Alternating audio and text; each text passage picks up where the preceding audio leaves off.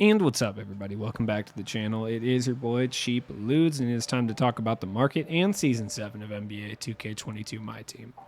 Look, I was going to do two different videos, but at the end of the day, that just seems like a lot of work, so I'm just going to go ahead and roll them up into one, you know what I mean? So let's talk about the market first. Obviously, we all know about the Fearless packs. Shout out to everybody who knows about Fearless records. There's probably 5 of you in the community, realistically. Shout out to Alisana.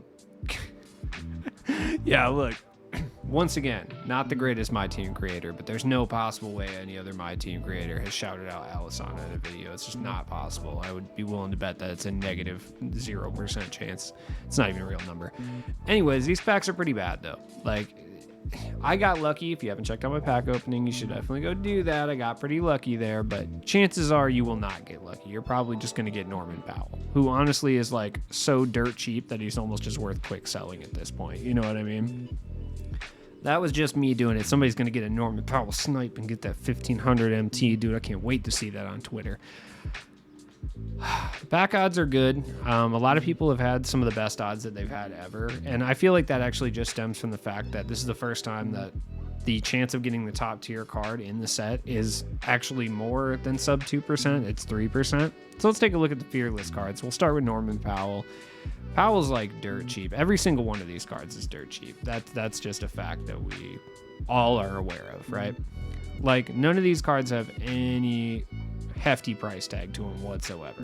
Norman Powell's okay. Like, he's 6'4". He's got a 6'11" wingspan, that's pretty cool.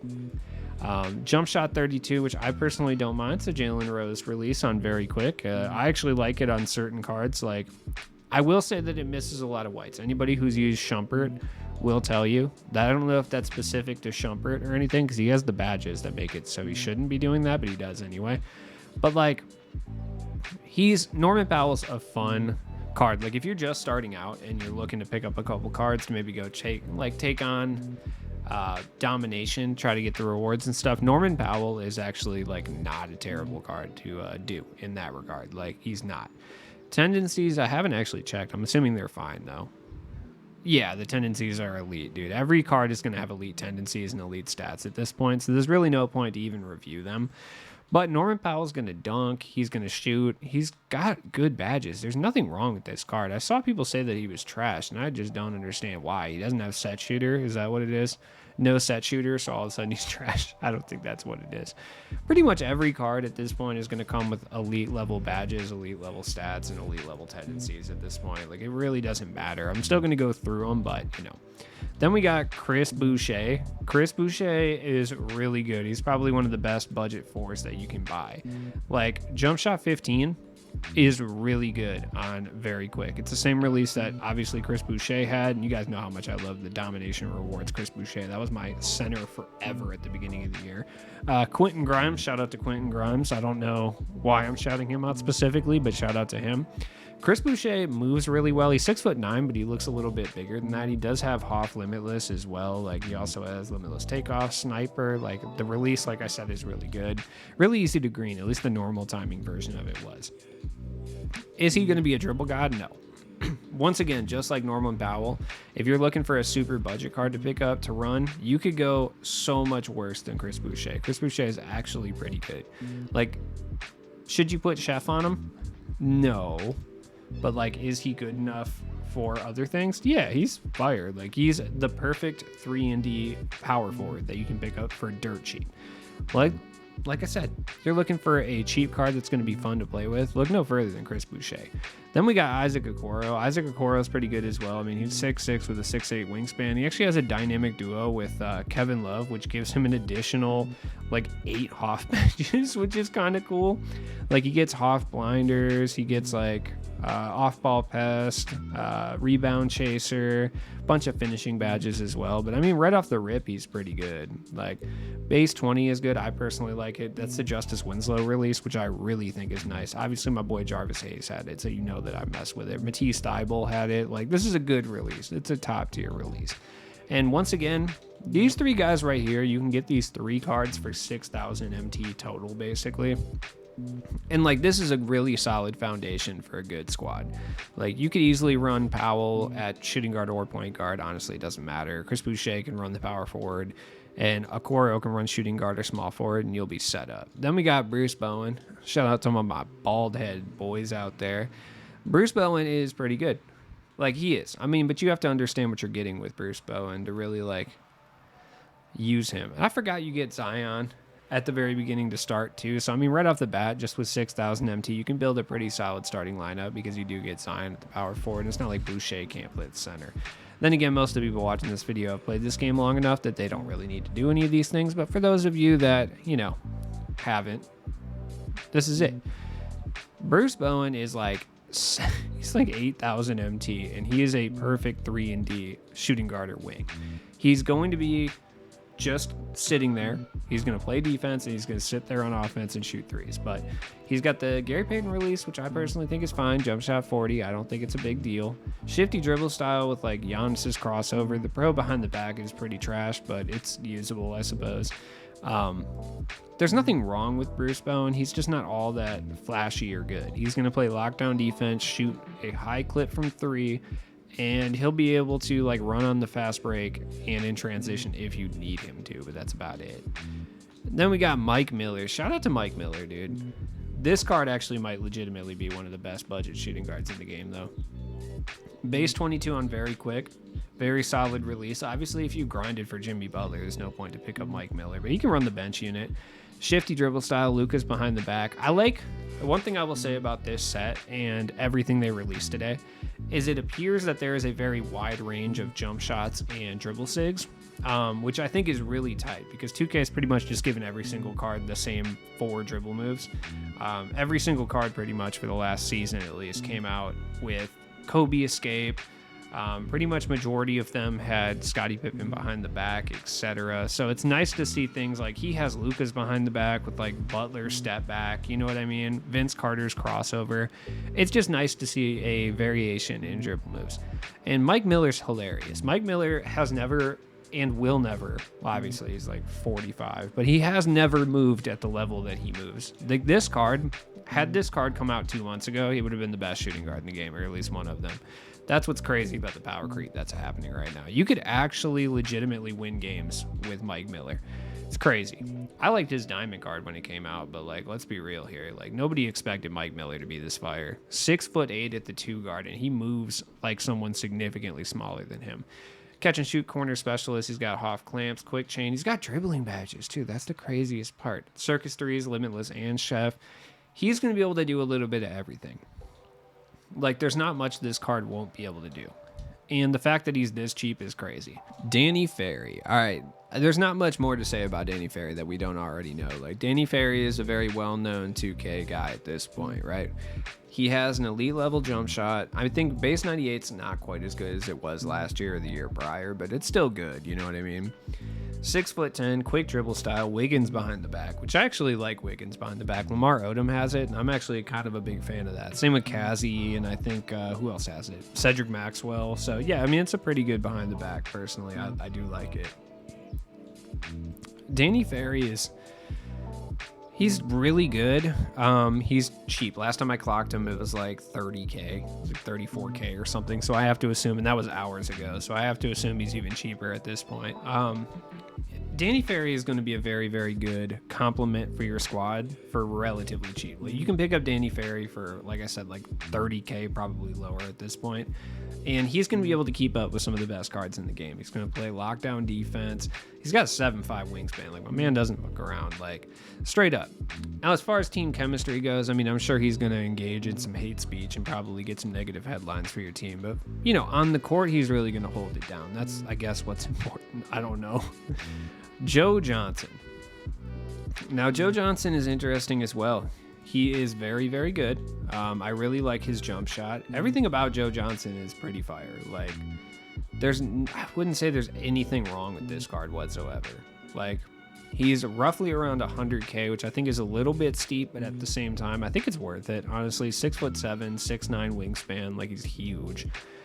He's 40 years old again, though, which I do feel like lends some stamina concerns. And, like, we've seen this with cards like Bill Sharman, the other Joe Johnson. When you get cards that are up there in age, I just feel like their stamina runs out so much faster. So I don't really say I don't really recommend picking him up necessarily for that fact. Let me play a game with him and then see what's up, because I guess it depends on his price, though. If he's like 70K, he's probably the best shooting guard that you can pick up for 70K. I just wish they would have made him 28 or something so that wouldn't affect him, but I guess that's too much to ask. Then we got Jalen Green. Yeah, Jalen Green's fire, dude. Jalen Green's fire. Straight up. He's super good. Like, they basically turned Jalen Green into J.R. Smith this year. Like, he's got base 95. Wait, they changed it? Oh, they did. Wait, is this the release? No, this isn't the release. Never mind. I'm sorry. That's base 49. Jump shot 95 is the polarized and Oladipo release, so he's basically Oladipo. Kevin Porter Jr. is the one that they. Why do I get those two guys confused all the time in relation to 2K? I don't know. I just do it all the time, and I don't know why I do it. They're not the same player. Yes, they're on the same team, but they're not the same player at all. I don't know. Couldn't tell you. But I always get those two confused. Doesn't matter. Jalen Green, I was going to say Jalen Brown. Jalen Green is incredibly good. Like, you guys know, I really liked his diamond card when he came out as well, and this card's just an upgraded version of that. Like, there's nothing this card can't do. He's perfect. Like, literally. For the point guard position, yeah, he's perfect. He even has some good interior defense, too. There's just... This card's so stupid. He's not the greatest defender, but he's more than competent in that regard, which I think is something that, you know, a lot of cards lack, especially under 100K. Clutch shooter is really the only badge he needs. I mean, obviously rim protector and brick wall if you're trying to really sweat lord, but that's about it. Baron Davis, unless you're picking up Baron Davis for funsies purposes, I don't think it's really worth it. But I mean, if you're a big Baron Davis fan, like, sure, why not? Just 6'3", wears a headband, like he's Baron Davis. Like, sure, go pick him up. Like, who cares? All right. Kobe Bean Bryant.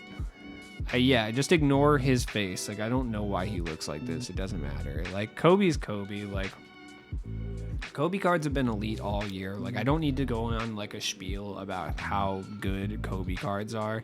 Like, we know what it is at this point. Now, I will say some of his badges that are on gold wish were Hoff, like Chef and stuff like that. But, I mean, if you're spending 350K on this Kobe card, like, you know what you're getting already. Same with Giannis. If you're spending this amount of MT on a Giannis card, like, you know what you're getting at this point.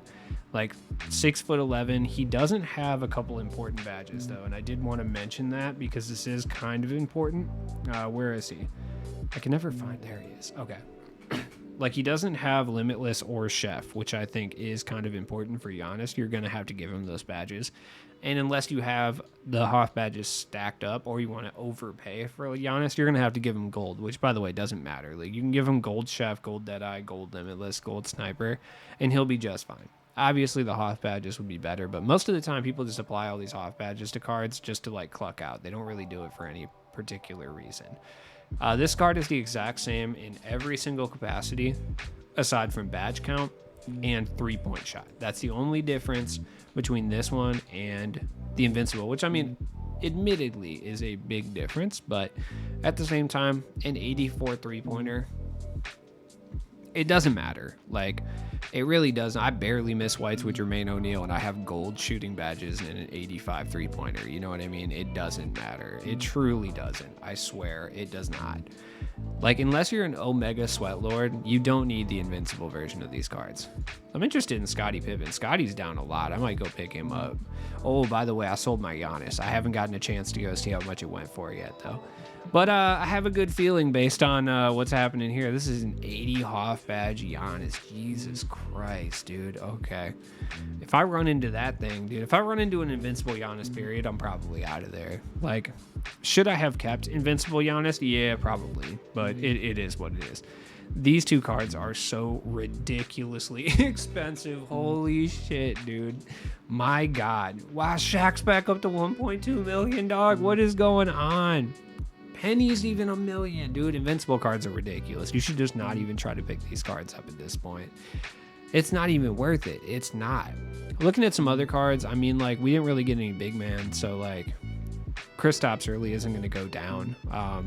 Kevin Durant's not going to go down all that much. I mean, Guys like that, you're not going to see a price decrease in them. Is Zach LaVine a buyout yet? I'm shocked. I would be willing to say there's no way he's not by the end of the night. There's a lot of Zach LaVine's up, so I would be willing to say he probably is. Paul George is relatively cheap too compared to what he was before. Giannis is a good one. This Giannis is definitely down a lot. Like I said, most people use him at the small forward anyway, so it's like it doesn't really matter. The only difference at its core is going to be the dribble sigs. Like the dribble sigs, Giannis has fundamental dribble style with like pretty bad dribble sigs. Like that's the real difference here. Jordan's, the market has gone way up, dude. It's always crazy when that happens. Forgot about LaMelo, to be honest. I did. I think every sweat lord is going for Penny Hardaway right now. So, you know, if you want to go pick up LaMelo, now's a good chance. You can actually get him for a relatively decent price. Like, I'm not going to say you're going to get him for $100K flat or anything, but you might get him for like a little over $100K, which is really good. Wilt's not that expensive either. Like Wilt's definitely attainable for sure.